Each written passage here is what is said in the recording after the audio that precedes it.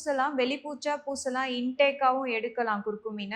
அடுத்தது பார்த்தீங்கன்னா, நம்ம டெய்லி ரொட்டீன் ரெகுலர் ஹேபிட்ஸ்ல கம்பல்சரி வந்து 2 பல் பூண்டு எல்லாருமே சாப்பிட்டு தான் ஆகணும். அது வந்து இந்த புற்றுநோய்க்கான செல்கள வந்து எதிர்த்து போராடுற அளவுக்கு வந்து என்சைம்ஸ்லாம் அந்த பூண்டுல இருக்கு.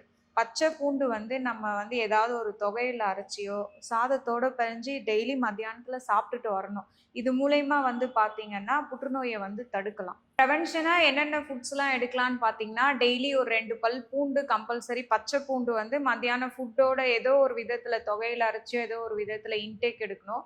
அப்புறம் பார்த்தீங்கன்னா, மஞ்சள் குர்குமின்னு சொல்லுவோம். ஸோ, அதுவும் ஏதாவது ஒரு வகையில பாலோட சேர்ந்து மஞ்சள் சேர்ந்து எடுக்கலாம். பாலோட சுக்கு சேர்ந்து எடுக்கலாம். இந்த மாரி ஒரு விதத்தில இன்டேக் எடுக்கணும்.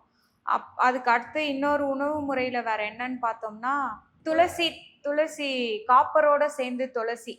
அந்த அதுக்காக தான் வந்து பெருமாள் கோயிலெல்லாம் பார்த்தீங்கன்னா, துளசி தீர்த்தம்ன்னு தருவாங்க. ஆக்ஸிஜனோட லெவல் வந்து அடுத்து அதிகமா இருக்கிறது ஒண்ணு பார்த்தோம்னா, துளசி தீர்த்தம்ன்னு சொல்லுவாங்க. நம்ம காப்பரோட சேர்ந்து துளசி எடுக்கும்போது, அ உடம்புல செல் டேமேஜ் ஆயிருக்கும். ஸோ, அதெல்லாம் வந்து பார்த்தீங்கன்னா, ரீஜென்யூட் பண்ணும். இந்த துளசி தீர்த்தம். அதனால தான் கோயிலெல்லாம் கூட இத வந்து ப்ரொவைட் பண்ணுவாங்க. ஸோ, இத வந்து அந்த அறிவியல் ரீதியா தான் நம்ம இதெல்லாம் எடுக்கணும். இதெல்லாம் வந்து பார்த்தீங்கன்னா வந்து, கேன்சர்லேருந்து ப்ரிவென்ஷன் பண்றதுக்கு ஒரு ஃபுட் ஹேபிட்ஸ். நம்ம டெய்லி ரொட்டீன்ல ஃபாலோ பண்ண வேண்டிய ஒரு ஃபுட் ஹேபிட்ஸ்.